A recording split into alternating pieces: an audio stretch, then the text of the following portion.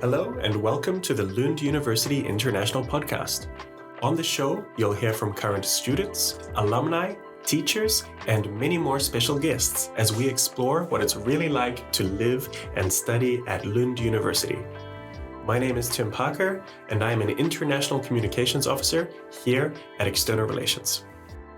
All right, everybody, welcome along to today's episode of the Lund University International Podcast, where we are going to be talking about cultural adjustments in Lund. So we have students from over 130 different countries in Lund coming here to Sweden. And when you come here, sometimes there's a bit of an adjustment period. And with us, we have two fantastic international students, two student ambassadors to talk about their experiences. Please introduce yourself. Well, hello everyone. I'm Areej. I'm from Jordan. I'm 31 years old, and I have been here in Lund since August. I'm doing my master's in logistics and supply chain management. Hello everyone, my name is Farwa Aslam and I am from Pakistan, and I am the first year student of Masters in Food Technology and Nutrition, and today I am here to talk about the cultural adjustments in Sweden for international students. Fantastic. So great to have both of you with us. And just off the top of my head, I can kind of imagine that Sweden in the winter might be a little bit colder than where you're from. Yeah, that's for sure. But funny that you brought that up, because I remember the first time I came here to Sweden. I came from Jordan and it was 40 degrees. Oh, wow. And I'm like, that was another reason why I wanted to come here, because goodbye hot wave, and coming here, it was very refreshing. And I think in August we were like blessed to have like a nice weather for a couple of weeks. And then the winter starts and it starts to get colder and darker. So yeah, it was a lot of adjustments. Okay, so it's same for me. Like back in Pakistan, the temperature is around like 40 to 50, and when I came here, like in the August, like it was a bit comparable to back in Pakistan, but when we go like in the December, January, and the Feb, and it gets too much colder and darker. Like like I really miss the sunlight here. Like you can even like sometimes it feels like it kind of a depressing wave hits you very badly during darker days. So it was a bit strange for me when I moved from Pakistan to here. Okay. Yeah. Yes. And I recall that I asked people, does it snow too much in Lund? And they're like, no, it might snow 1 time or 2 times max. And this winter we had a lot of snowstorms. Yeah. That's right. But it is quite beautiful when it snows, I would say.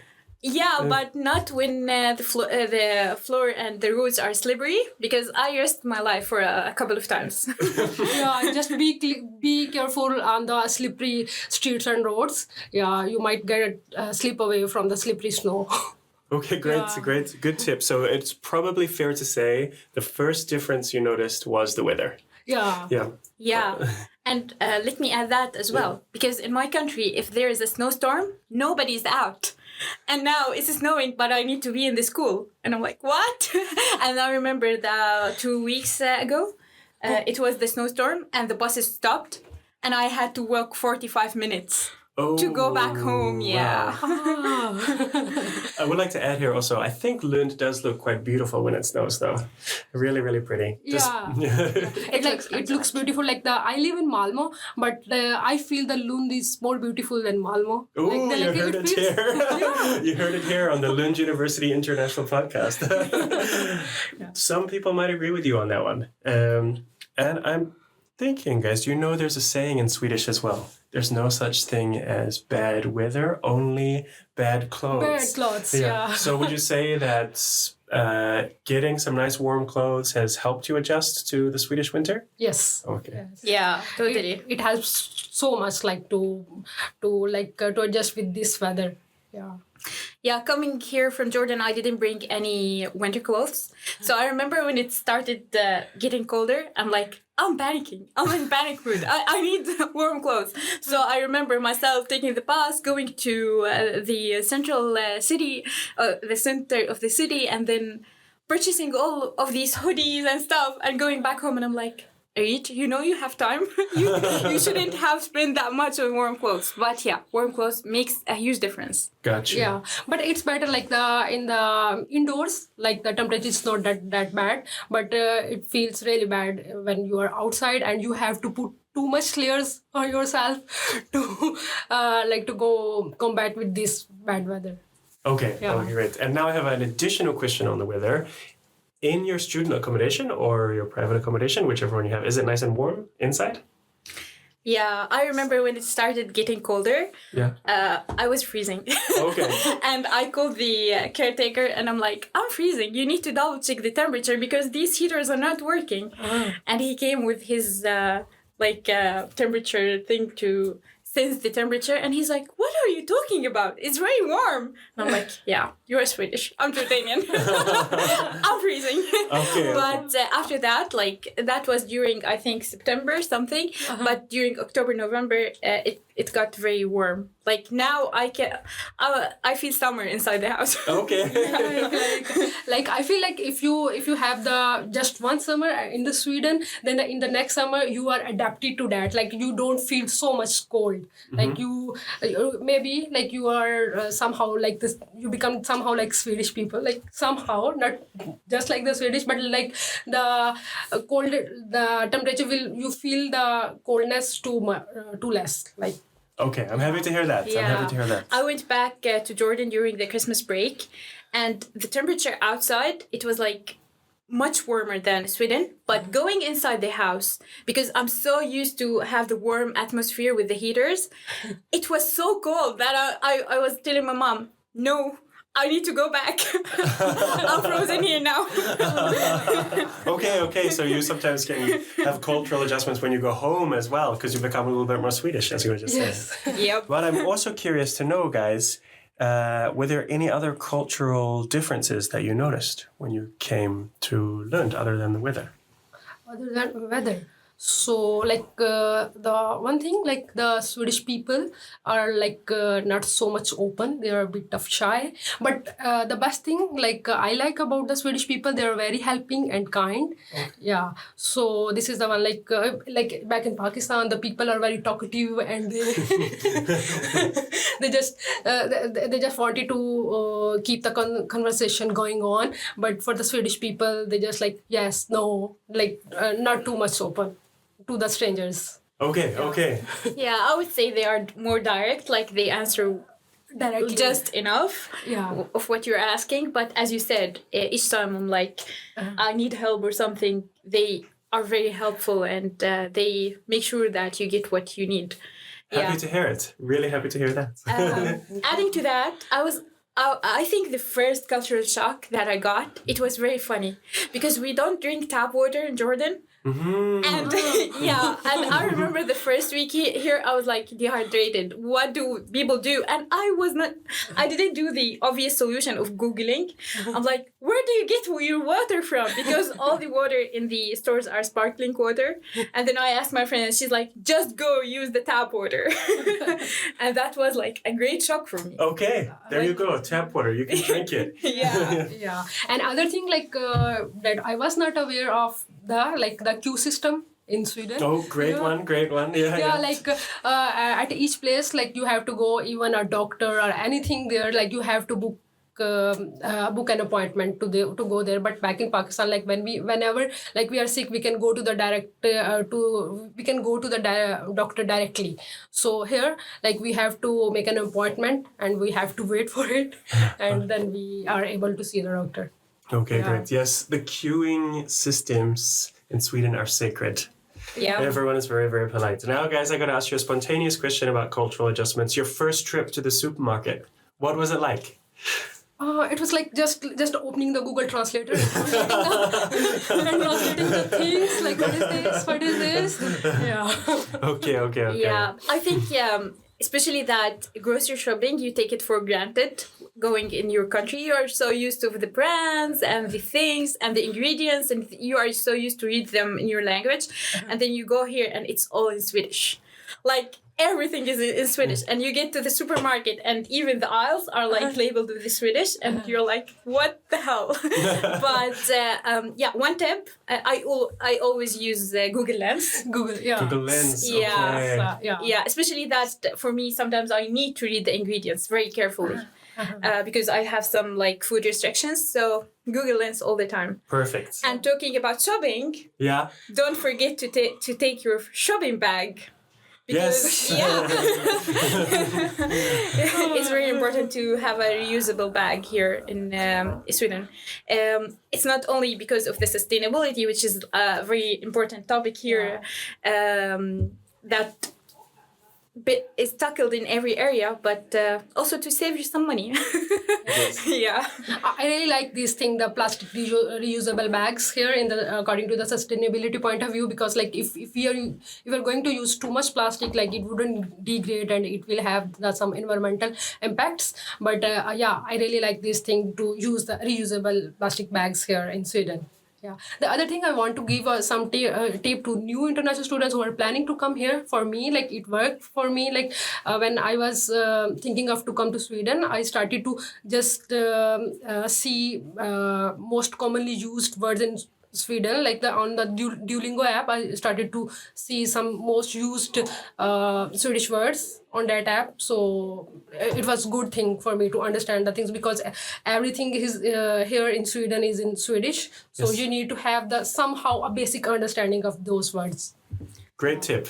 Yeah, but having said so, there's one great thing in the supermarkets as well, that everyone talks English. So anytime you feel like lost or you don't know how to get stuff, you just ask for help, and they are very happy to help you. And this is amazing. That's a great point, Areej. Yeah. So especially in Lund, everyone can actually speak English. So it's a good thing.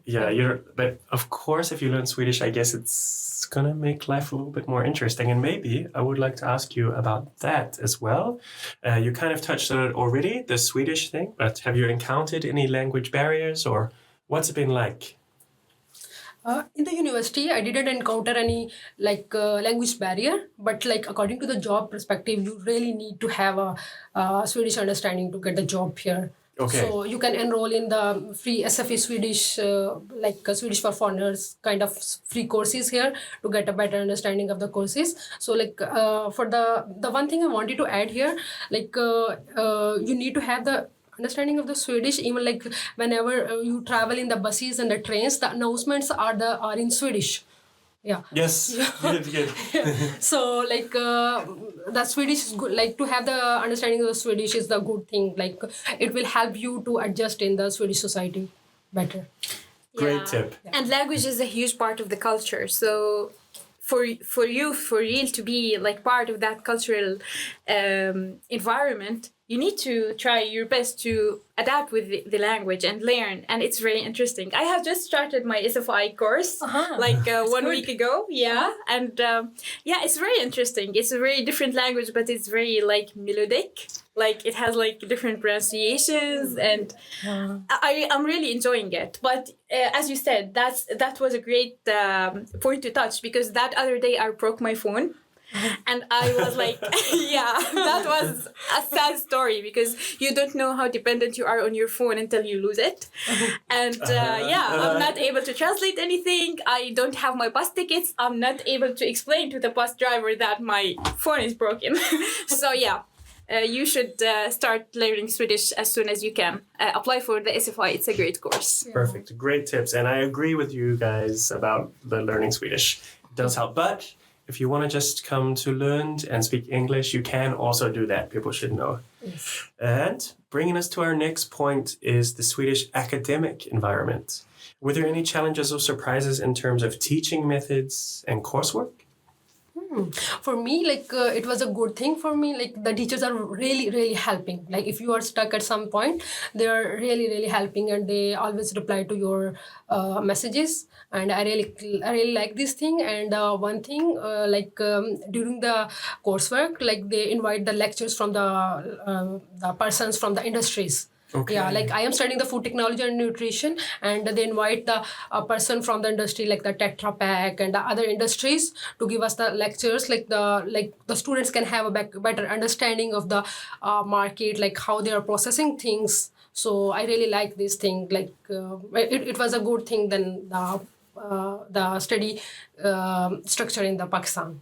Okay, great. Yeah. Happy to hear it. Yeah. Areej, any input there? Yeah, having the guest lectures from the industry is a great thing. It's not only that you are able to connect the theory to the industry and the real world, but you are also able to do connections with these people. So adding them to your LinkedIn, talk to them, email them, maybe having some opportunities to have internships. But I would say the first shock that was like straight in my face when I started with contacting my academic people is that you can call them by their first name. Because back in Jordan, it's like you need to call them professor or doctor by their title. And here, like, everyone is saying the first name. Yes. And that was like a great thing because you feel like you are welcomed and you are part of that community. So I remember the first week we met all of our professors. Our director made that meeting, and we were all just talking, chatting, and we felt very close to them. Fantastic. Yeah, I also really like this thing. Like it's the same thing. Like we call our teachers our madam, kind of. So, but here, like we call our teachers by their names. So it have a sense of friendliness between the teacher and us. Like you can have you don't hesitate to ask the questions from them. Yeah, so it's really good thing here. I'm happy to hear that. I guess that's what people describe as the horizontal societal structure and horizontal academic structure. Yes. And academics always have an open door. You can ask questions, as you said. Yes. And can I ask, have you done some group work? Yes. Yeah. Tell us. That's a famous part of Swedish academic life. Yeah, it's the integral part of the coursework. So I really like this thing. Like you have the in our class, like we have the students from all over the world. Like you get the opportunity to interact with the person from different backgrounds, and I really like thing like we discuss like how is we can also learn from their experiences. It's really good thing to have the group work. Yeah. Happy to hear it. Yeah. I kind of enjoy group work. Sometimes it does not work as good as you want it to be, but in general, yeah, it adds a lot to your skills of time management, people management, and dealing from people from different values, culture, and way of thinking. Yeah. So that's great. And one more thing, that most of our education now is based on critical thinking and solving a lot of real life cases. So our professors try their best to replicate a real life case and give it to us as a group so we can work as a team. So we are actually doing both, replicating the real life case and working as part of a team as if we are in that company as well. So that's a huge change from the spoon feeding kind of education that we had back home. Mm-hmm. I'm really happy to hear that. And you guys have already started touching on this a little bit, talking about some of the positive aspects of Swedish culture, which you really like. But was there some other exciting elements of Swedish culture that we haven't talked about? Sweden is, after all, has one of the highest standards of living in the world. Yes. Yeah, so it's a nice place to live, right? Yeah, it's nice thing. But the major thing of the Swedish culture is fika culture. Okay, tell us, please. Never ever miss the fika opportunity. Yeah, I agree. Sweden has the best pastries ever. It's my favorite. One thing that I really appreciated about being here is how active I find myself. Like now, I'm so happy to walk somewhere rather than using my car, for example. And one aspect that really made a huge change in my life, learning how to do the recycling even outside my house, like doing the garbage stuff and separating stuff. So adding the sustainability aspect even in my lifestyle, that was a huge change for me. Really, really happy to hear that. Any other highlights about Sweden? We talked about winter. Areej, I guess this is your first year here. But Farwa, you've been here for a whole year. So you've had Swedish summer as well.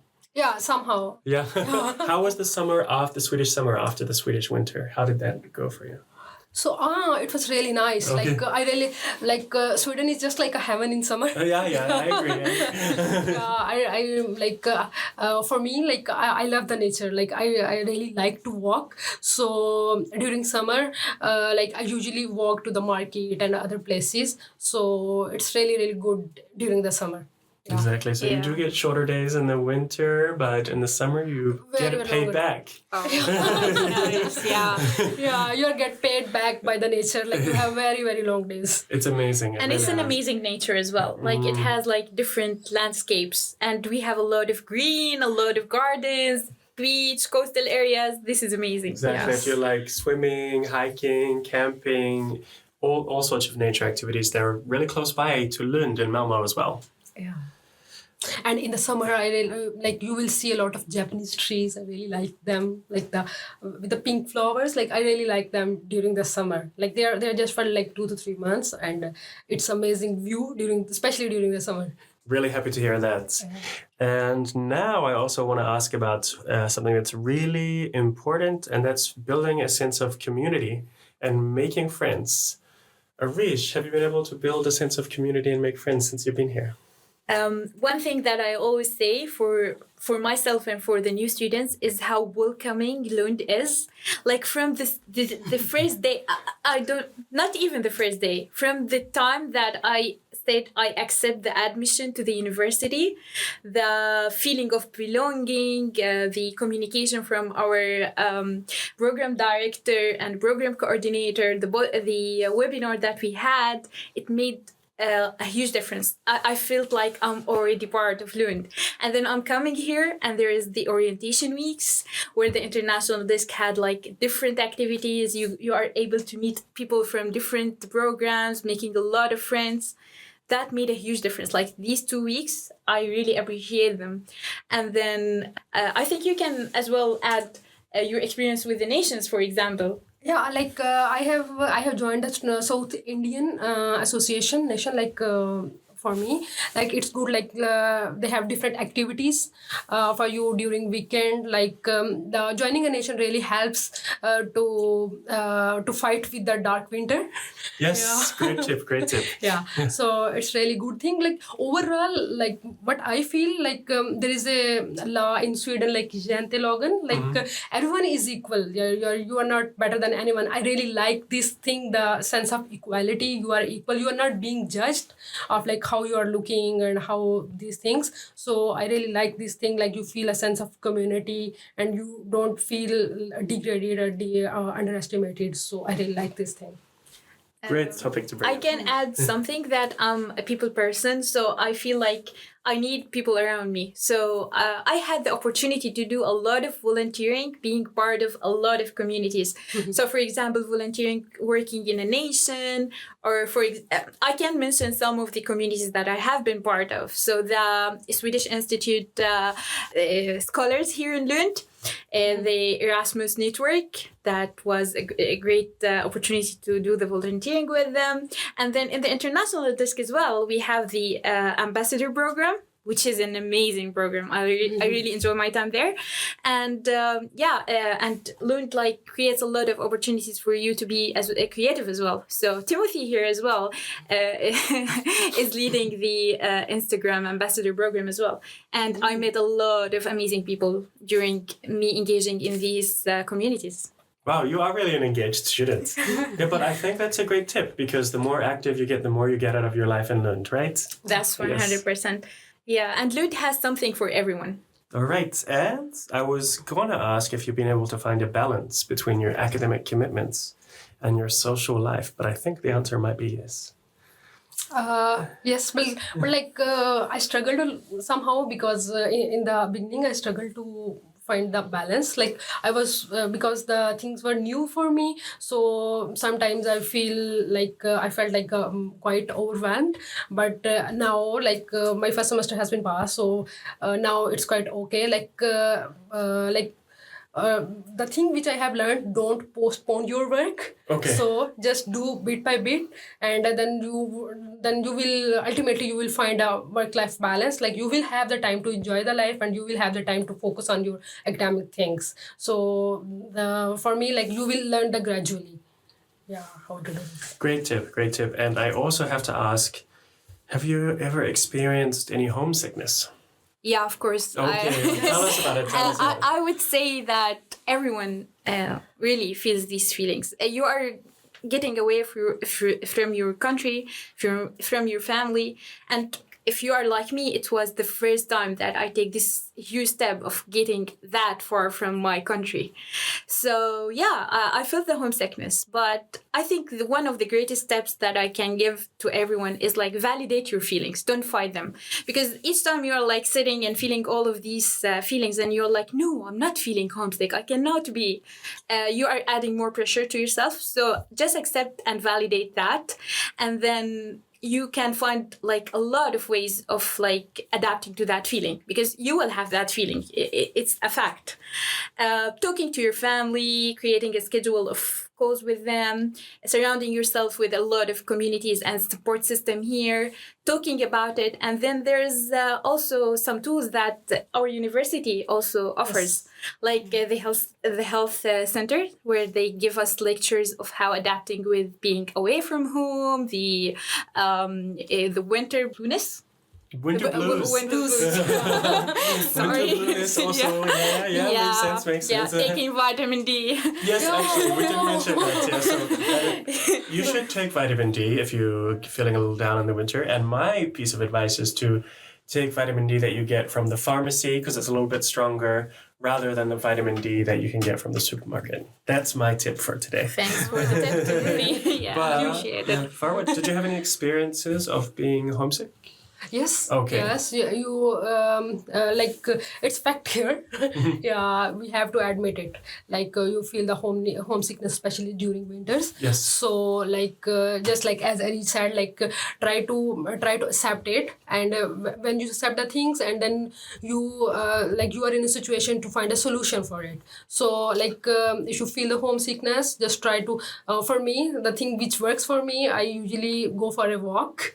Yeah. So the 15 or 30 minutes walk, and you will feel better to you will have the good feelings, you accept things like these are you actually accepting the challenges, yes, I can do it. So yes, I know it's there, but I have to face it, and I have to find a solution for it, going for the walk, or going for a fika with the friends, or going to any activity in a nation.